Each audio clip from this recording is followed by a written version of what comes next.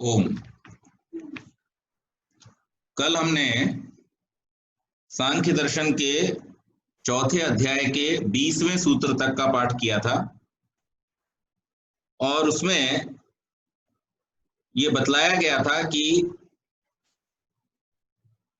हम सभी को शास्त्र का अध्ययन करते समय और इसके साथ गुरुओं के सानिध्य में रहते हुए इस बात का ध्यान रखना चाहिए कि जो अच्छी बातें, गुण आदि हैं उनको सार के रूप में हम ग्रहण करें। जैसे भंवरा जो है वो फूल पर बैठ करके और अपने काम की वस्तु अर्थात उसका जो रस है वो लेकर के आ जाता है, वो पूरा फूल लेकर के चलने की कोशिश नहीं करता।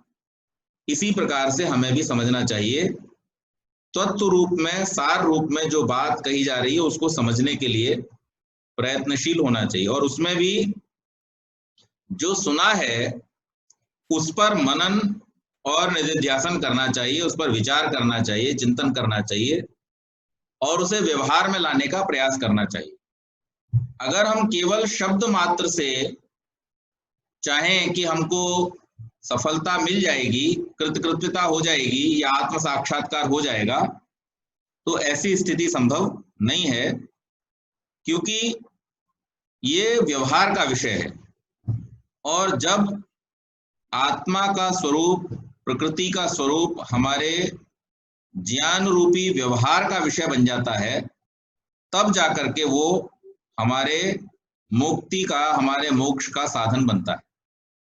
तो इसी प्रकार से है ये, जैसे किसी व्यक्ति को एक किताब दे दी जाए और उस किताब में सारी क्रियाविधि लिखी है कि कब ब्रेक लगाना है, कब एक्सीलरेटर दबाना है, कब क्लच दबाना है, कब गियर डालना है, कब स्टीयरिंग घुमाना है, कौन कौन से सड़क पे निशान है, उनका क्या क्या मतलब है, कहाँ गाड़ी रोकनी है, कहाँ गाड़ी चलानी है, लेकिन उसने कभी गाड़ी चलाई ना हो, तो आप उसको अगर गाड़ी पे बिठा देंगे तो वो एक्सीडेंट ही करेगा, क्योंकि उसको पता ही नहीं है कि उसका व्यवहार कैसे है। उसको शाब्दिक ज्ञान हुआ है लेकिन उसका व्यवहार उसको नहीं पता है। इसी प्रकार से हम जब अभ्यास करते हैं, यम नियम आदि का अभ्यास करते हुए हमको इसकी जब व्यवहारिकता हमारे साथ में आती है, तभी हम आत्म साक्षात्कार के लिए आगे बढ़ सकते हैं। और इसमें जो समय है उस समय का ऐसा कोई नियम नहीं है। समय अभ्यास अगर अच्छा है, अच्छे प्रकार से है, कम समय में भी हो सकता है। अगर अभ्यास ठीक नहीं है और अगर कहीं किसी प्रकार से अभ्यास में व्यवधान हो गया, क्योंकि व्यवधान भी जो दोष के रूप में लिया गया है, हम जो भी अपना नियम बनाएं उसका उल्लंघन कभी ना करें। हम ये प्रयास करते रहें कि उस नियम पर चलते हुए हम अब अपने अभ्यास की निरंतरता को बनाए रखें। तो जो लोग अपने अभ्यास की निरंतरता को बनाए रखते हैं, उन लोगों को कम समय में, और जिनका अभ्यास बार बार टूटता रहता है, अभ्यास में विलंब होता रहता है या विघ्न आते रहते हैं, उन लोगों को अधिक समय लगता है। तो इस प्रकार से समझना चाहिए। अब 21वें सूत्र से आगे का प्रारंभ करते हैं। आत्मज्ञान के लिए ध्यान का अनुष्ठान बताया जाता है, परंतु बिना आत्मज्ञान के उसका ध्यान कैसे किया जाए? यदि आत्मज्ञान है तो ध्यान की आवश्यकता ही नहीं। अब ये प्रश्न हम लोगों के मन में भी आता होगा कि अगर आत्मज्ञान है तो फिर ध्यान करने की जरूरत क्या है, और अगर आत्मज्ञान नहीं है तो ध्यान करेंगे कैसे? जैसे कुछ लोग हमसे प्रश्न करते हैं, जब हम ये कहते हैं कि आदि सृष्टि में ऋषियों को समाधिस्थ होकर के वेद का ज्ञान प्राप्त हुआ परमेश्वर से, तो वो कहते हैं जब तक वेद थे ही नहीं तब तक उन्हें पता कैसे चला कि समाधि नाम की कोई चीज होती है? ऐसा प्रश्न लोग करते हैं। तो वैसा ही शंका, वैसा ही प्रश्न एक यहाँ पर उपस्थित किया गया है कि ऐसा है कि अगर आत्मज्ञान हो गया तो फिर ध्यान किसका, और अगर ध्यान बिना आत्मज्ञान के किया जा रहा है तो होगा कैसे? तो उसका समाधान यहाँ पर किया है। अध्यस्त रूपोपासनात् पारंपर्येण यज्ञोपासना का पास कानामिव। अध्यस्त रूपोपासनात् पारंपर्येण यज्ञोपासका नामिव अध्यस्त रूपोपासना उपदिष्ट रूप की उपासना से पारंपर्येण क्रमशः धीरे धीरे आत्मज्ञान होता है। यज्ञोपासका नामिव यज्ञ के उपासकों की तरह। जैसे आत्मा का ज्ञान हमको अनेक प्रमाणों के द्वारा होता है, शास्त्र अथवा गुरु के उपदेश के द्वारा जो आत्मा का ज्ञान होता है वह शब्द प्रमाण के द्वारा होने के कारण शब्द ज्ञान कहलाता है। अनुमान प्रमाण से भी हम आत्मा का ज्ञान करते हैं, वह आत्मा का आनुमानिक ज्ञान कहा जाता है। अनंतर ध्यान और समाधि के द्वारा हम आत्मा का साक्षात्कार अर्थात प्रत्यक्ष ज्ञान कर लेते। तो सबसे पहले हमने जो हमारे ज्ञान की प्रक्रिया है वो इसी प्रकार से है। सबसे पहले हमें किसी चीज के बारे में शब्द रूप का ज्ञान होता है। तो सबसे पहले हमें सिखाया जाता है ए फॉर एप्पल, है ना, आ से अनार, बड़े आ से आम। तो अब यहां हमने अ अक्षर को जाना और आ से आम शब्द बनता है इसको जाना, लेकिन अभी तक हमने आम को नहीं जाना। फिर हमारे सामने आम का एक मॉडल प्रस्तुत किया जाता है क्लास के अंदर कि भाई इस तरह का जो फल होता है वो प्लास्टिक का हो सकता है, मिट्टी का हो सकता है, उसको दिखा करके कि इस प्रकार का एक फल होता है जिसका मीठा खट्टा स्वाद होता है, जिसकी ऐसी सुगंध होती है। ये केवल शब्द के रूप में बताया गया। उस शब्द से और जो सामने आपने मॉडल देखा उससे आप अनुमान कर लेते हैं। फिर जब आपको उस प्रकार का कोई फल दिखाई देता है तो आप उस अनुमान से ज्ञान कर लेते हैं कि हाँ ये आम वही फल है जिसके बारे में कक्षा में बतलाया गया था। तो इसी प्रकार से सबसे पहले तो आत्मा है, ये हमें शब्द प्रमाण से पता चलता है। अब शब्द प्रमाण से हमको जब ये बतलाया गया कि आत्मा है तो भाई कैसे, जब हमारे मन में ये प्रश्न आता है तो फिर वो अनुमान प्रमाण देते हैं। अनुमान प्रमाण क्या है कि जिसके रहने से शरीर चलता है, जिसके निकल जाने से शरीर की क्रियाविधि बंद हो जाती है, जिसके कारण से इस शरीर में इच्छा, द्वेष, प्रयत्न, सुख, दुख, ज्ञान आदि लक्षण हैं, जिसके कारण से निमेष उन्मेष अर्थात पलकों का झुकाना, पलकों का उठाना, सांस का लेना, सांस का छोड़ना, चलना फिरना आदि ये सारी की सारी प्रक्रियाएं जिसके होने से हो रही हैं और जिसके न होने पर ये प्रक्रियाएं बंद हो जाती हैं। सारा सिस्टम वैसा ही रहता है लेकिन फिर भी किसी प्रकार की गति नहीं होती है। तो अनुमान के द्वारा कि हाँ कोई शक्ति है जो इस शरीर में रह करके इस शरीर का संचालन करती है और जिसमें अस्तित्व का भाव है, जिसमें अपने होने का एहसास है और जो सुख दुख आदि का इस शरीर के द्वारा अनुभव करके रिएक्ट करती है, वो शक्ति जो है वही वास्तव में आत्मा है। ऐसा हम अनुमान लगाते हैं शब्द के द्वारा। तो पहले शब्द से ज्ञान हुआ, फिर अनुमान से हुआ, लेकिन उसके बावजूद भी हम जानते नहीं कि आत्मा कैसा है। फिर जब तीसरी स्थिति आती है प्रत्यक्ष प्रमाण की, तो वो कब आती है? तो जब शब्द के द्वारा, अनुमान के द्वारा जब हमें पता चल गया कि आत्मा नाम की कोई शक्ति है, आत्मा नाम का कोई तत्व है जो अंदर है और उसके साक्षात्कार से हम इन दुखों से मुक्त हो सकते हैं, हम तत्व ज्ञान प्राप्त कर सकते हैं। तो फिर उसके लिए जब प्रयत्न पुरुषार्थ करता है और प्रयत्न पुरुषार्थ करते हुए समाधि आदि अवस्थाओं से जब आत्म साक्षात्कार कर लेता है तब उसका प्रत्यक्ष ज्ञान होता है। तो इस प्रकार से शब्द, अनुमान और प्रत्यक्ष, ये तीन प्रकार का प्रामाणिक ज्ञान आत्मा के विषय में होता है।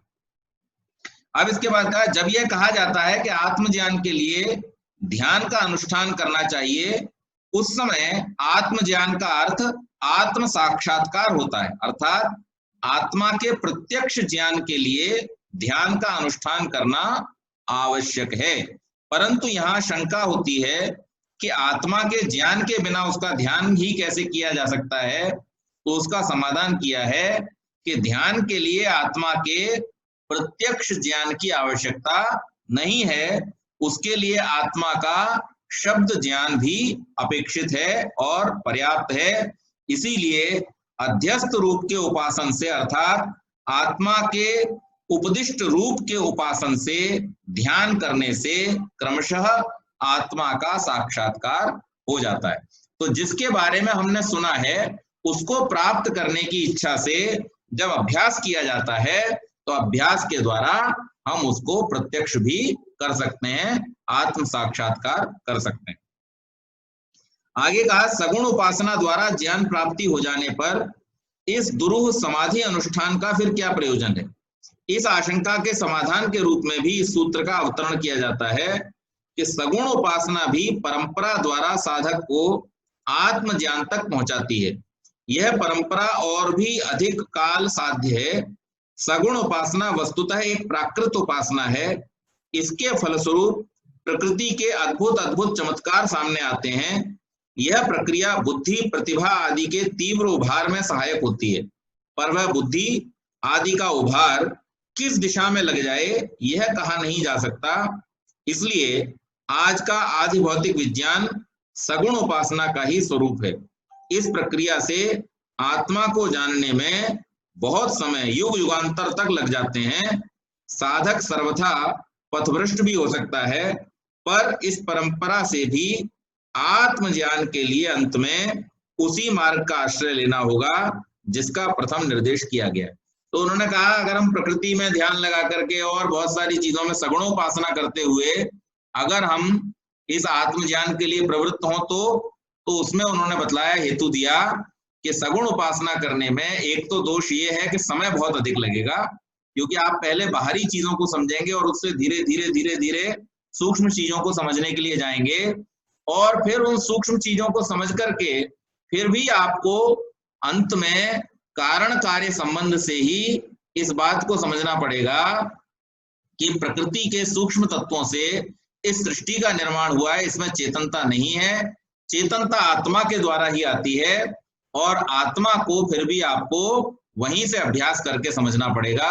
तो इसलिए अधिक समय लगाने का कोई प्रयोजन नहीं है। इसीलिए इस सगुण उपासना के मार्ग को बहुत ज्यादा श्रेष्ठ मार्ग नहीं बतलाया गया। अन्य अनुष्ठानों द्वारा ब्रह्मलोक आदि की प्राप्ति हो जाने पर आत्मा कृतकृत्य हो जाता है, फिर तत्वज्ञान द्वारा मोक्ष के लिए यत्न व्यर्थ है।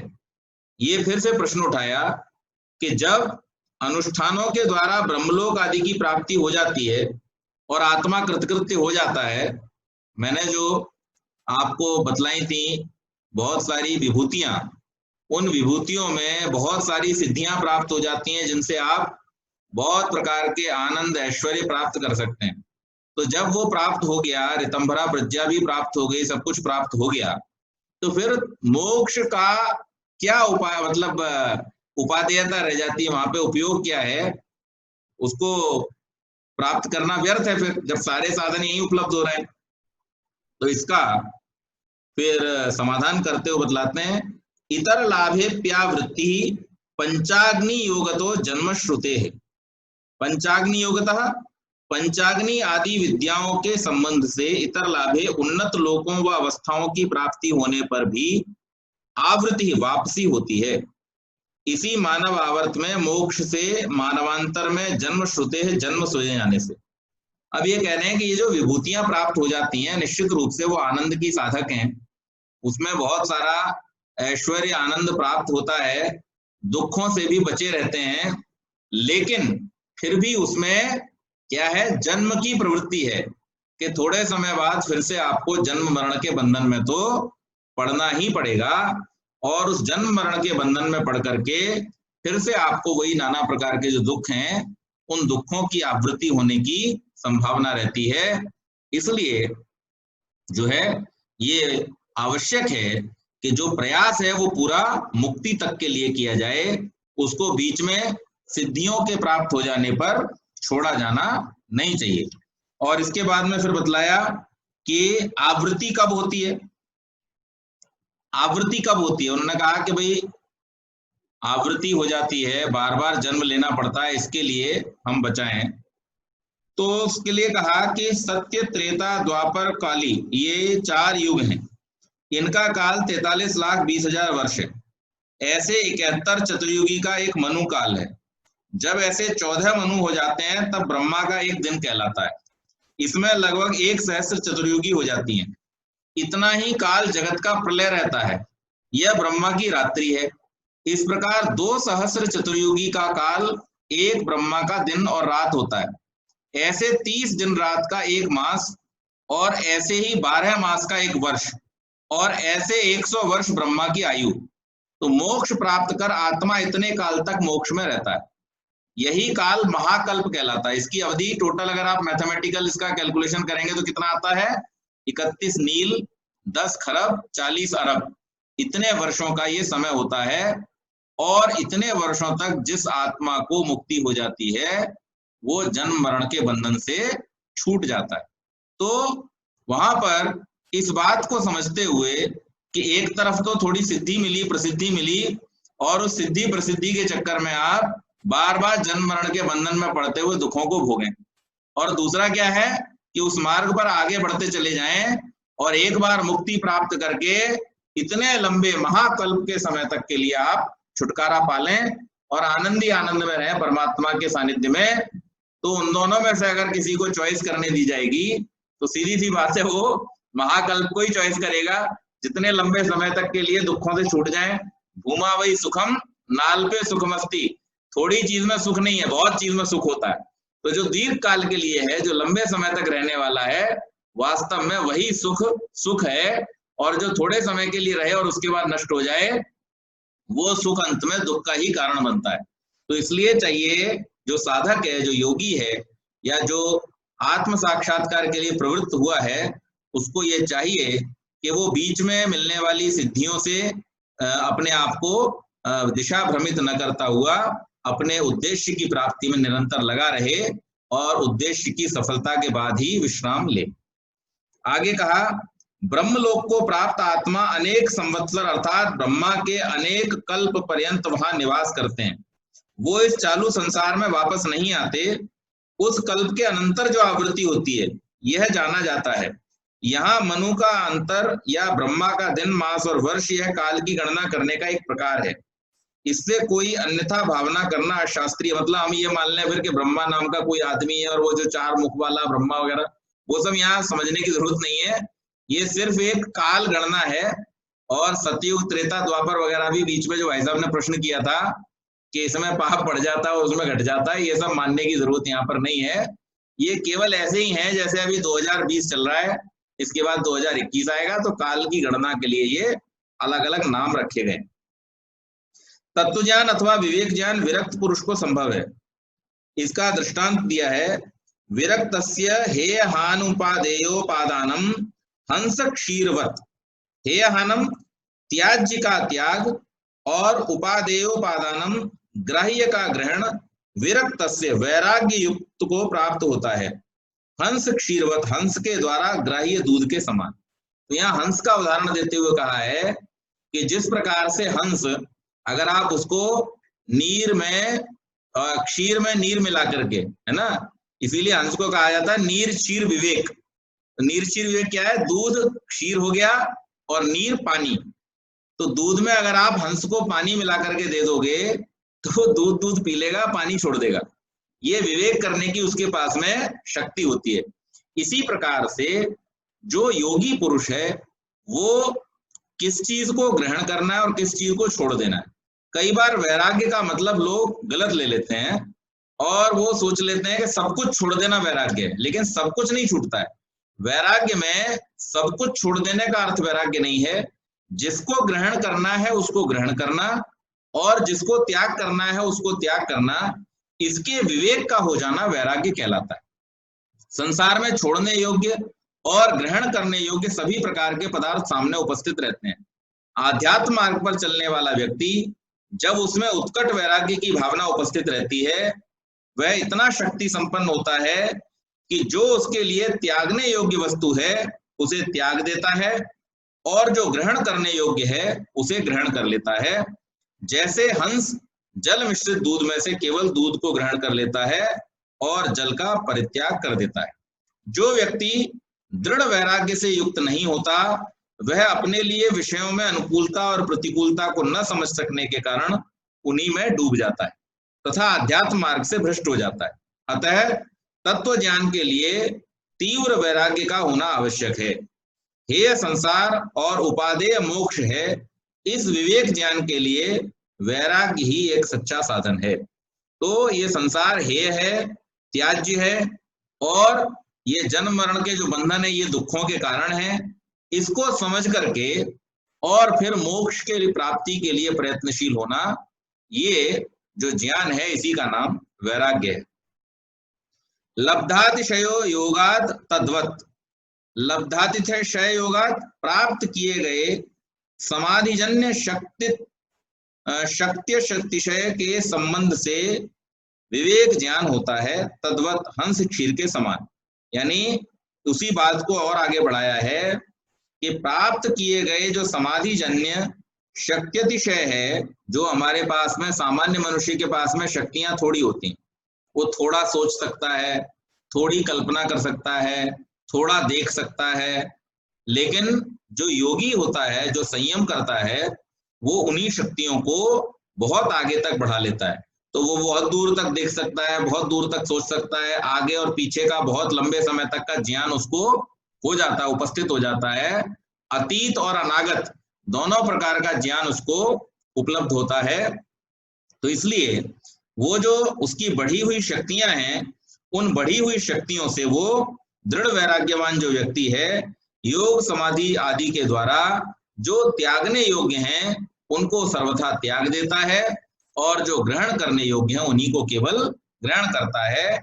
जैसे हंस जो है, जिसका उदाहरण दिया कि जल और दूध के मिश्रण में से केवल दूध को ग्रहण कर लेता है और उसको छोड़ देता है। आत्म जिज्ञासु को रागी पुरुषों का संग नहीं करना चाहिए। अब जो व्यक्ति आत्मज्ञान के मार्ग पर आगे बढ़ रहा है, उसको कोशिश करनी चाहिए कि जो दुर्व्यसनी लोग हैं, रागी लोग हैं, सांसारिक लोग हैं, पूरी तरह से जिनका संसार में ही ध्यान है, केवल जो सिवाय भोग के और कभी मोक्ष के विषय में, तृप्ति संतोष आदि के विषय में सोचते ही नहीं है, ऐसे लोगों का उसको संग नहीं करना चाहिए। क्यों?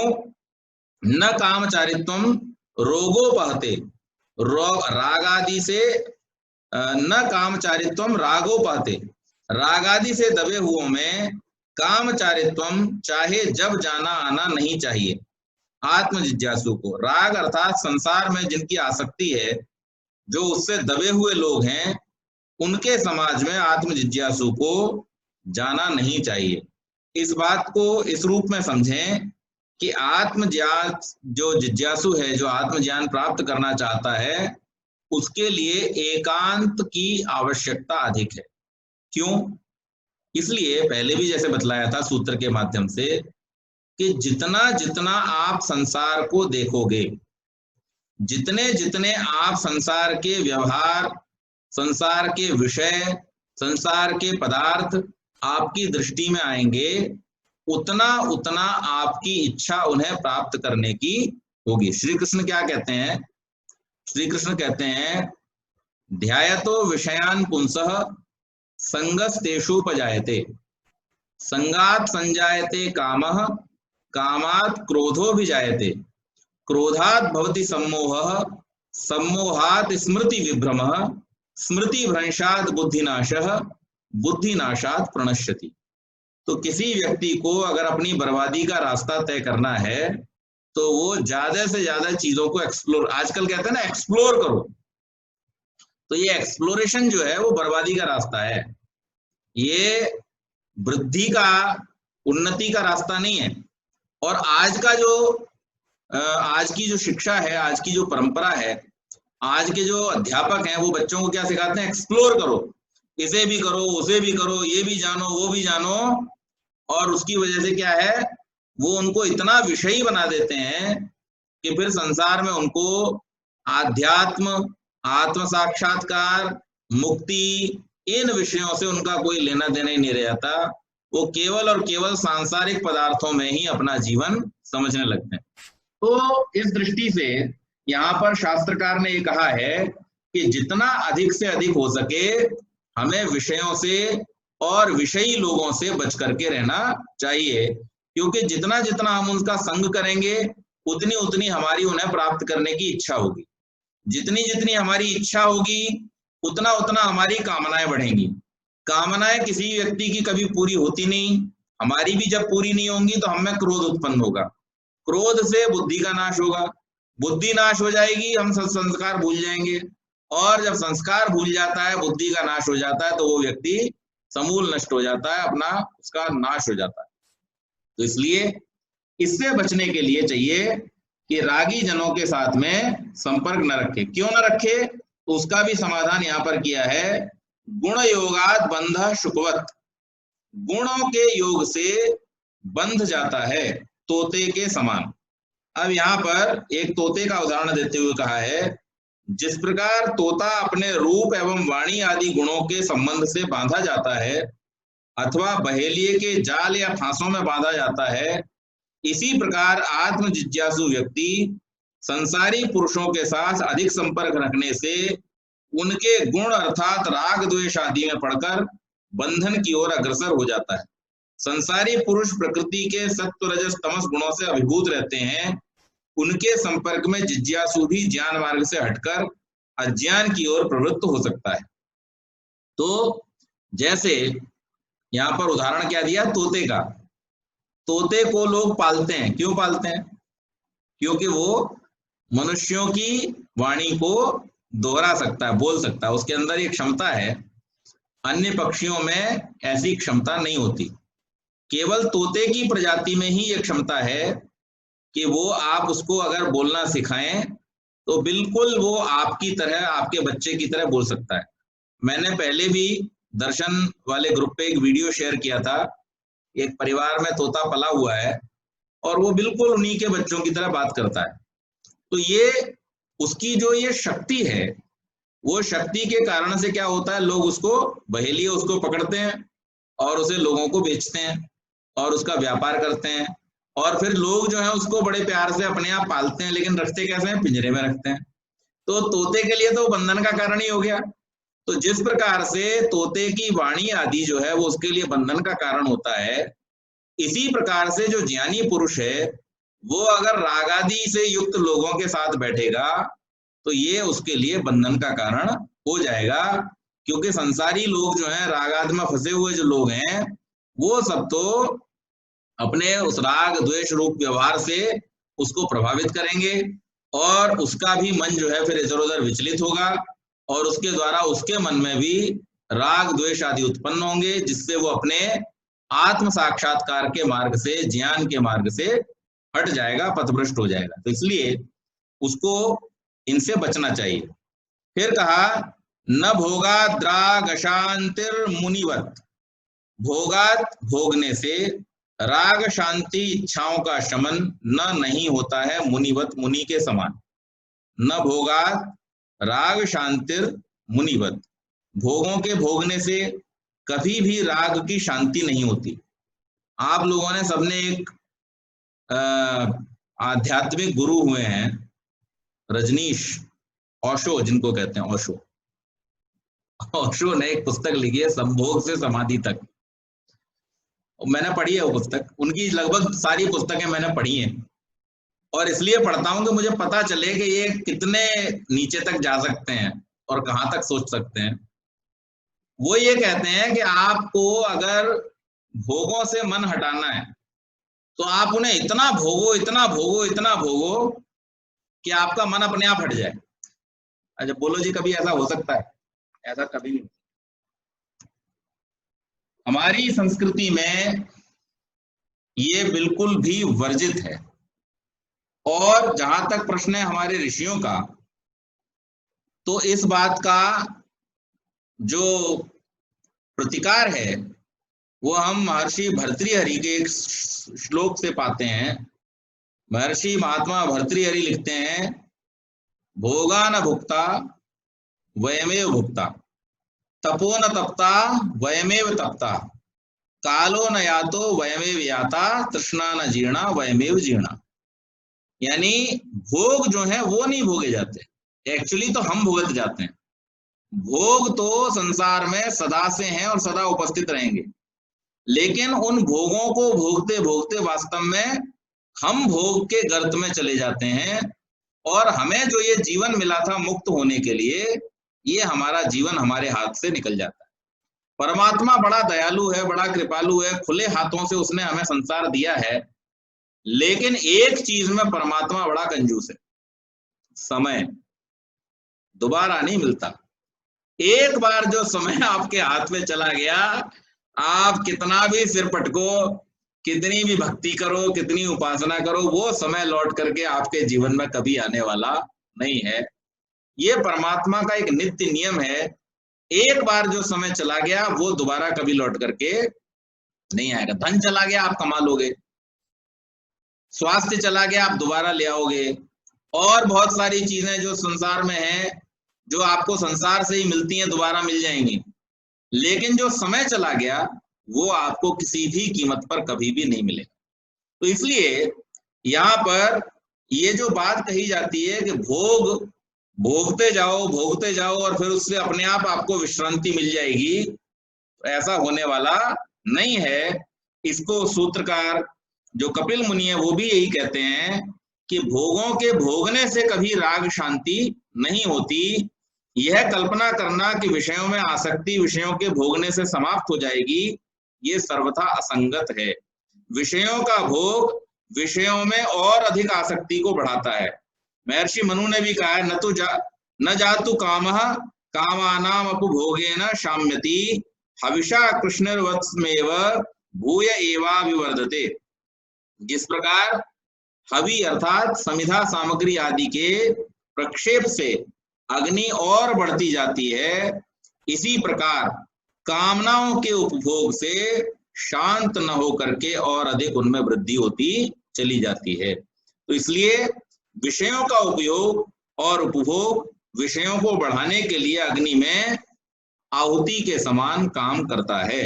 इस अर्थ को स्पष्ट करने के लिए बहुत सारे मुनियों के, मैंने जैसे अभी आपको महात्मा भर्तृहरि का उदाहरण दिया, इसी प्रकार से बहुत सारे लोगों ने इसके विषय में लिखा है। तो हमको इतना ही समझना चाहिए कि जो भोग हैं उन भोगों को कैसे भोगें, त्याग पूर्वक और नियम पूर्वक भोगें। नियम पूर्वक और त्याग पूर्वक जब हम भोगेंगे तो वो हमारे लिए बंधन का कारण नहीं बनेंगे, दुख आदि का कारण नहीं बनेंगे। और जब हम उनको नियमों के विरुद्ध और बिना त्याग पूर्वक अर्थात लोभ आदि के द्वारा भोगेंगे और उनको इकट्ठा करने का प्रयास करेंगे तो वो हमारे लिए दुख का कारण बन जाएंगे। इसका एक उपाय और बतलाया है कि पृथ्वी में जो कुछ धन धान्य ऐश्वर्य एवं अन्य भोग्य सामग्री है वह सब एक पुरुष के लिए भी पर्याप्त नहीं है। किस पुरुष के लिए? जिसके मन में तृष्णा है ना। एक कहावत भी है ना कि there is enough to satisfy one's need या everyone's need, but not to satisfy one's greed. तो ग्रीड को सेटिस्फाई करने के लिए धरती पर नहीं है, नीड को सेटिस्फाई करने के लिए पर्याप्त है। तो इसी प्रकार से हमें यहाँ पर भी यही बात कही गई है शास्त्र में कि जो कुछ भी धन धान ऐश्वर्य संपत्ति आदि पृथ्वी पर है वो इस पृथ्वी पर रहने वाले समस्त प्राणियों के लिए, मनुष्य और मनुष्य से इतर जितने भी प्राणी हैं उन सबके जीवन की आवश्यकताओं को पूरा करने के लिए पर्याप्त मात्रा में अन्न आदि यहाँ पर उपलब्ध है। लेकिन जो लोभी व्यक्ति है, जिसके मन में तृष्णा ने वास कर लिया है, इच्छाओं ने कामनाओं ने जिसके मन को घेर लिया है, उसकी उन लोभ की इच्छाओं का पूर्ति करने के लिए एकमात्र व्यक्ति की पूर्ति करने के लिए भी संसार में पर्याप्त नहीं है। अतः तृष्णा का परित्याग करना ही श्रेष्ठ है। तो जो लोग चाहते हैं, जिन लोगों की इच्छा है कि संसार में शांति हो, उन लोगों को शांति की इच्छा करते हुए इच्छाओं की शांति का भी प्रयत्न करना चाहिए। जब इच्छाओं की शांति हो जाएगी तो हमारी जो शांति की इच्छा है वो सार्थक हो जाएगी, सफल हो जाएगी। विषयों का उपभोग करते हुए सहस्रों वर्ष बीत गए पर तृष्णा प्रतिदिन बढ़ती जाती है। इसलिए विषयों से चित्त हटाकर आध्यात्म की ओर ही पग बढ़ाना चाहिए। उसी के द्वारा हमारे श्रेष्ठ मार्ग का अर्थात श्रेय मार्ग का जो पथ है वो प्रशस्त होता है। विषयों में दोष दर्शन वैराग्य का उपाय है। दोष दर्शनाद उभयो दोनों के दोष दर्शना दोष देखने से वैराग्य होता है। आत्मा और विषय दोनों से संबद्ध दोषों के दर्शन से वैराग्य की भावना अंकुरित हो जाती है। आत्म संबंधी दोष दर्शन क्या है? पवित्र आत्मा का प्रकृति के संग से गर्भवास आदि विविध प्रकार के कष्टों में फंस जाना। जब अंतःकरण में इस प्रकार की भावना अवसर पाती है कि नित्य शुद्ध चेतन आत्मा का स्वरूप है, वह मेरा ही वही आत्मा है, फिर यह दुख का भोग क्यों करता है? तो दुख का भोग क्यों कर रहा है? हमने जब इसका चर्चा की, इसके ऊपर विचार किया, तो हमें पता चला कि जो नाना प्रकार के जन्म मरण के बंधन हमारे साथ जुड़े हुए हैं, इनके कारणों से हमारा जो नित्य स्वभाव वाला, शुद्ध स्वभाव वाला और सर्वदा आनंद में रहने वाला हमारा जो आत्मा है, वो इस प्रकृति के संग के कारण से जन्मादि को धारण करता हुआ इन दुखों को प्राप्त करता है। तो जब हम इस दोष को समझ जाते हैं, यही बात दूसरे दर्शन में कैसे की गई है कि दुख, जन्म, प्रवृत्ति, दोष, मिथ्या ज्ञान, तद उत्तरोत्तर अपायः अपायात अपवर्ग, मोक्ष की प्राप्ति कैसे होगी? तो हमें यह समझना पड़ेगा कि किसका कारण क्या है। तो दोष का, ये दुख का कारण क्या है? जन्म। जन्म का कारण क्या है? प्रवृत्ति। प्रवृत्ति का कारण क्या है? दोष। और दोष का कारण क्या है? मिथ्या ज्ञान, अविद्या।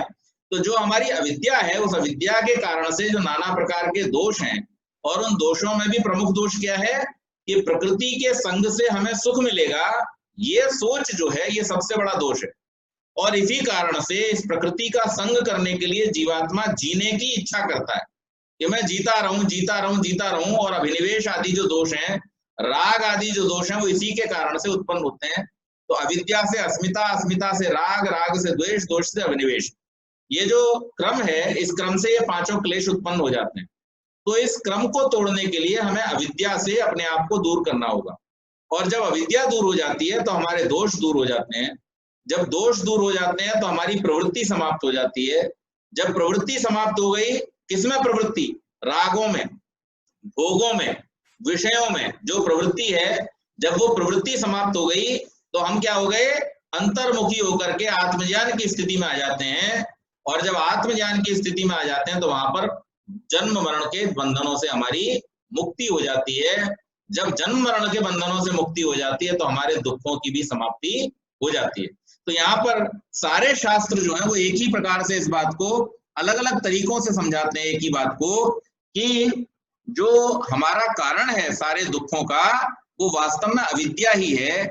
जैसे जैसे हम अविद्या से छूटते जाते हैं और इस प्रकृति के तत्वों के कारण जो हमारे जीवन में नाना प्रकार के दुख हैं, उन दुखों के रूपी दोषों को जब हम समझते जाते हैं तो हमें वैराग्य की स्थिति में और आत्म साक्षात्कार की स्थिति में सहयोग मिलता है।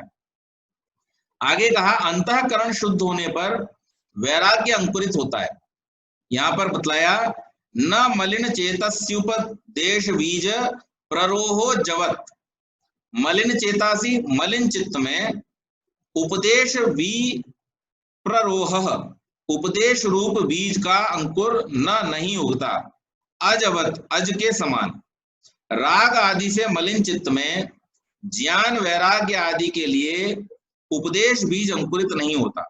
आत्मज्ञान के मार्ग पर जाने के लिए यम नियम आदि के अनुष्ठान द्वारा अंतःकरण को निर्मल कर लेना आवश्यक होता है। जैसे ऊसर अथवा अकृष्ट भूमि में बोया बीज अंकुरित नहीं होता, इसी प्रकार रागादि से मलिन चित्त ज्ञान वैराग्य आदि के उदय के लिए अनुपयुक्त होता है। इसको सिद्ध करने के लिए एक अज का दृष्टांत, बकरी का दृष्टांत दिया गया है, और यहाँ पे अज नाम के राजा का भी दृष्टांत है। अब देखिए, इसमें एक दृष्टांत हम समझ लेंगे, पहले इनका दृष्टांत पढ़ लेते, फिर हम आपको एक और दृष्टांत देंगे। प्राचीन काल में अज नाम के एक राजा थे। वो अपनी भार्या में अत्यधिक आसक्ति रखते थे। अचानक भार्या का देहांत हो गया, पत्नी मर गई उनकी। इस घटना ने राजा को विह्वल कर दिया। उसकी आसक्ति भार्या के अभाव में और भारी हो गई। उसके गुरुओं ने प्रत्येक प्रकार उसे समझाने का यत्न किया, पर सब कुछ व्यर्थ हुआ। उसे वे कष्ट से बचा न सके, और विषयों में तीव्र आसक्ति ज्ञान को जमने नहीं देती। इसलिए आसक्त चित्त सदा राग द्वेष आदि से अभिभूत रहता है। वह क्षेत्र ज्ञानोदय के लिए अनुपयुक्त है। रागादि विहीन स्वच्छ अंतःकरण ही ज्ञान के लिए उपयुक्त क्षेत्र हो सकता है। और उदाहरण दिया कि केसर जो है वो कश्मीर की क्यारियों में विकास पाता है, बीकानेर और जैसलमेर प्रदेश में नहीं हो सकता। तो यहाँ पर राजा अज का उदाहरण दिया है कि राजा अज की पत्नी का जब देहांत हो गया तो उनके गुरुजन उन्हें समझाने का बहुत प्रयास करते हैं, पर उनकी समझ में नहीं आया। एक बकरी की कहानी सुनाता हूँ आपको, मैंने शायद पहले भी सुनाई होगी। एक बार एक राजा ने ये घोषणा की कि भाई हमारा जो अगला मंत्री है उसको हम नियुक्त करना चाहते हैं, इससे पहले कि हमारे पिछले वाले जो मंत्री हैं वो रिटायर हों, हम अगले मंत्री को नियुक्त करना चाहते हैं। तो बहुत सारे लोग अपना बायोडेटा लेकर के वहां पहुंच गए, अपनी अपनी योग्यता उन्होंने बतलाई। तो राजा ने एक शर्त रखी। शर्त क्या रखी? उन्होंने शर्त रखी कि भाई मेरे पास एक बकरी है और जो इस बकरी को साध लेगा, अर्थात जो इस बकरी को अपने आदेश पर चला सकेगा, उसी को मैं अपने राज्य का मंत्री बनाऊंगा। तो ठीक है भाई, बकरी लाई गई। अब बकरी लाई गई तो लोगों से एक एक करके जो भी लोग वहां इंटरव्यू देने आए थे उनको दे दिया जाता था 3 दिन का समय। तो 3 दिन के समय के लिए सब लोग बकरी लेके जाते थे। अब बकरी को लेके 3 दिन बाद जब आते थे तो राजा साहब प्रश्न करते थे, भाई हो गई बकरी ट्रेंड? बोले हाँ जी हो गई। बोले अच्छा ठीक है। तो उसके सामने घास लाई जाती और घास ला करके उसके सामने जैसे ही रखते उसको बोलते अब रोको इसको खाने से। तो बकरी कहाँ रुकने वाली है? तो जैसे ही घास सामने आती बकरी खाना शुरू कर देती, तो वो वहां पर फेल हो जाते थे। फिर क्या हुआ कि एक व्यक्ति आया, बहुत समय बीतने के बाद जब राजा साहब निराश हो गए, किसी प्रकार से भी उनको सफलता नहीं मिल रही थी, तो एक व्यक्ति आया, उसने आके कहा महाराज मैं बकरी तो आपकी ठीक कर दूंगा लेकिन मुझे 5 दिन का समय चाहिए। तो उन्होंने कहा अच्छा है ठीक है, आपको 5 दिन का समय चाहिए, शर्त तो हमने 3 दिन की रखी थी, लेकिन क्योंकि 3 दिन की शर्त में कोई सफल नहीं हो रहा तो इसलिए आपको 5 दिन देते हैं। वो बकरी को लेकर के चला गया। बोला साहब 5 दिन तक मुझे कोई डिस्टर्ब नहीं करेगा, मुझे एक कमरा दीजिए, ये बकरी दीजिए और थोड़ी घास दीजिए बकरी के लिए जितनी आवश्यक है। उन्होंने कहा ठीक है। बकरी को लेके गया, उस कमरे में बंद हो गया और घास उसके सामने रख दी। अब जैसे ही बकरी घास की तरफ मुंह लेकर के आती, उसको डंडा मारता खींच के नाक पर टक से। अब बकरी बेचारी हट जाती, फिर थोड़ी देर बाद उसके सामने घास रखता और फिर डंडा मार देता उसकी नाक पे। जैसे ही बकरी नाक के सामने घास के सामने मुंह को लेकर के आती, वैसे ही उठा के उसके डंडा मार देता। अब ये कार्यक्रम वो 3-4 दिन तक चलाता रहा। जब 3-4 दिन तक ये कार्यक्रम चलता रहा तो बकरी हो गई परेशान, और बकरी को अब ये पता चल गया कि चुपचाप अगर मैं खाऊंगी तो खा सकती हूँ, लेकिन अगर मैंने आंख खोल करके और घास की तरफ मुंह किया तो मेरी नाक पर डंडा पड़ेगा। उसको ये अभ्यास हो गया। अब 5वें दिन जब वो लेकर के महल में बकरी को पहुंचा, बोले हाँ साहब कर लाए ट्रेंड? बोले बिल्कुल ट्रेंड है साहब। बोले लाओ जी घास लेकर के आओ। घास सामने रखी गई और जैसे ही बकरी की आंख खोली, उन्होंने कहा बकरी से हटो, और बकरी ने जैसे ही घास देखी तो उसे अभ्यास था कि अब नाक पर डंडा पड़ेगा, तो वो देखते ही घास को और उसने अपना मुंह दूसरी तरफ कर लिया। और जैसे उसने कर लिया तो राजा साहब खुश हो गए, बोले वाह इन्होंने तो बकरी को ट्रेन कर दिया। वास्तव में बकरी की ट्रेनिंग कैसे हुई कि जब उसे ये पता चला बार बार अभ्यास के द्वारा कि इस कार्य को करने का दंड मिलता है, इस कार्य को करने से दुख प्राप्त होता है, और इस बात को जब बकरी ने अभ्यास में ले लिया, तब उसका मन अपने आप घास की ओर से हट गया। घास के आने पर भी उसने उसकी तरफ मुंह नहीं किया। इसी प्रकार से हम अपने मन को जब इस बात का अभ्यास कराते हैं, अपने चित्त को जब हम बार बार इस बात का अभ्यास कराते हैं कि हमारे जीवन के जो भी दुख हैं, उन दुखों का कारण ये बार बार जन्म मरण के चक्कर में पड़ना है और इन प्राकृतिक पदार्थों के उपभोग के चक्कर में पड़ना है, इनके इकट्ठा करने के चक्कर में पड़ना है, तो हमारा फिर ये मन जो है इस बात के लिए तैयार हो जाता है। और उस स्थिति का नाम वैराग्य है कि जब सांसारिक विषयों की ओर से हट करके और ये आत्म साक्षात्कार की ओर, आत्मज्ञान की ओर प्रवृत्त होता है, और विषयों का उपयोग ये केवल उतनी ही मात्रा में करता है जितना कि जीवन के लिए आवश्यक है, तब वास्तव में इसको वैराग्य उत्पन्न होता है। तो ये बकरी के दृष्टांत से यहाँ पर समझाया और राजा अज के दृष्टांत से भी समझाया है कि इस प्रकार से अगर जो विषय हैं उन विषयों से हमको अगर अपने मन को, चित्त को दूर करना है, तो हमें उनमें छुपे हुए जो दोष हैं, उनमें छुपे हुए जो दुख हैं, उनसे उसको परिचित कराना पड़ेगा। जब तक ऐसा नहीं होगा तब तक उसमें वैराग्य का अंकुर उत्पन्न नहीं हो सकता।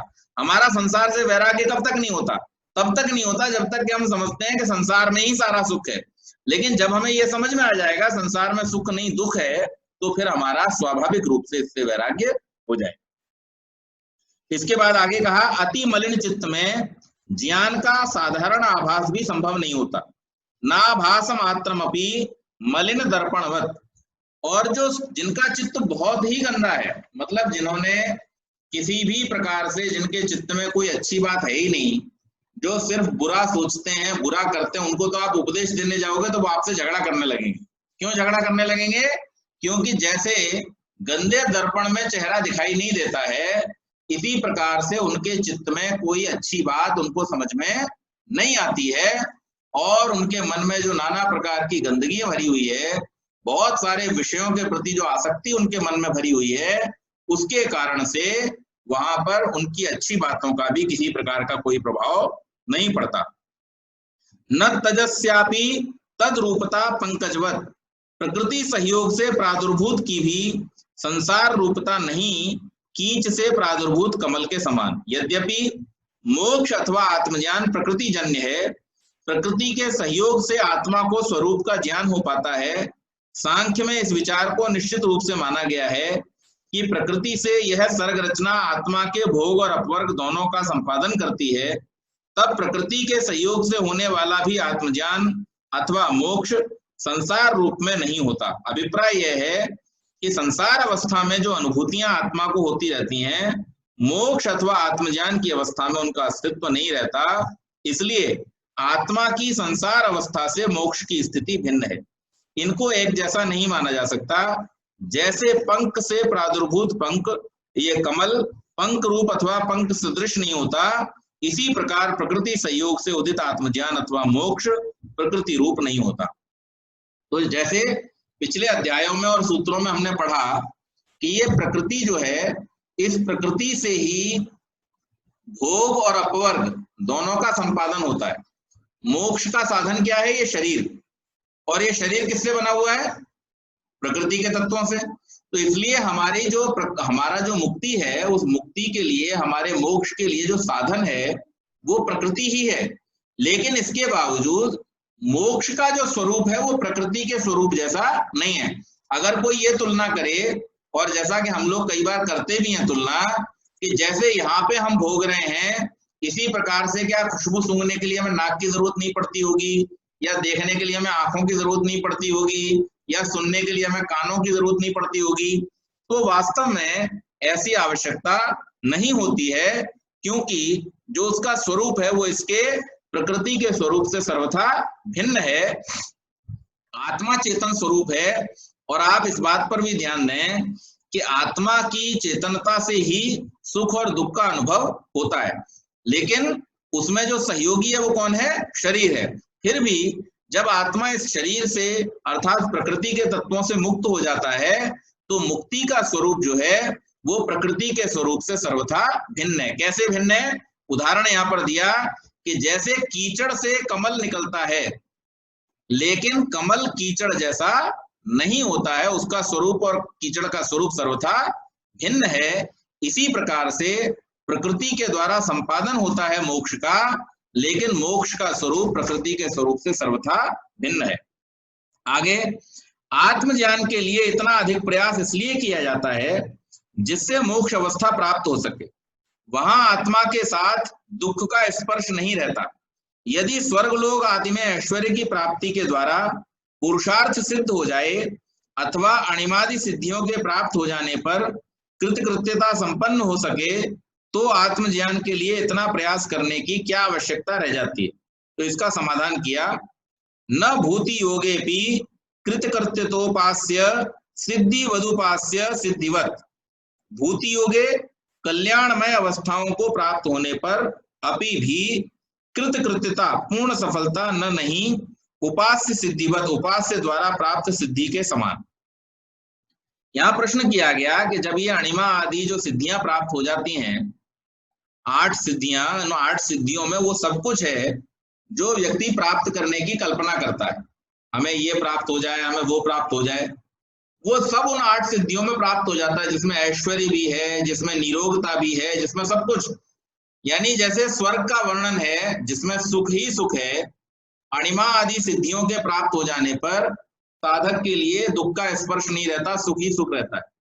तो फिर मोक्ष का प्रयत्न फिर क्यों किया जाए सिद्धियों के प्राप्त होने के बाद? पहले भी ये प्रश्न किया गया था, अभी फिर से ये प्रश्न दोहराया। तो उसमें ये कह रहे हैं कि जैसे विभिन्न उपासनाओं व अनुष्ठानों के फलस्वरूप विशिष्ट लोक आदि में ऐश्वर्यों की प्राप्ति हो जाने पर अथवा अणिमा आदि सिद्धियों के द्वारा अधिकाधिक ऐश्वर्य लाभ होने पर भी कृतकृत्यता अर्थात पूर्ण पुरुषार्थ की प्राप्ति नहीं होती, क्योंकि ये सब अवस्था क्षयी हैं, ये थोड़े समय के लिए हैं, थोड़े समय बाद में जैसे इन अवस्थाओं का क्षय हो जाएगा और जन्म मरण का क्रम जो है फिर से शुरू हो जाएगा।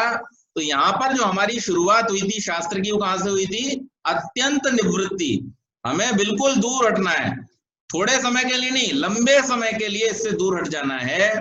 तो जो लंबे समय तक दूर हटने वाली बात है, वो कृतकृत्यता की अवस्था इन छोटी छोटी सिद्धियों के द्वारा प्राप्त नहीं होती है।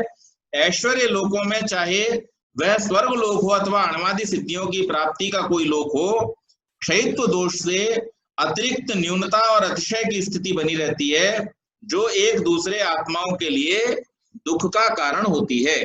यह स्थिति मोक्ष में संभव नहीं है, क्योंकि अपवर्ग को प्राप्त समस्त आत्माओं की कैवल्य अवस्था सर्वथा समान है, उसमें न्यूनता अथवा अतिशय की कल्पना असंभव है।